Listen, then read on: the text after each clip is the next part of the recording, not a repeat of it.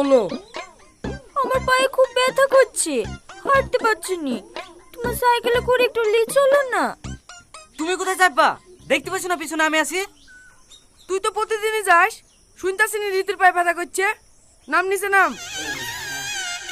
তুমি উঠি বসো। কি হলো নাম?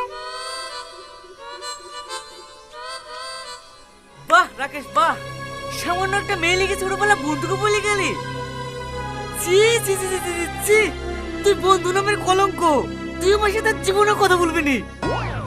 হ্যাঁ, তোর সাথে কথা বললেই বাকি আর না বললেই বাকি।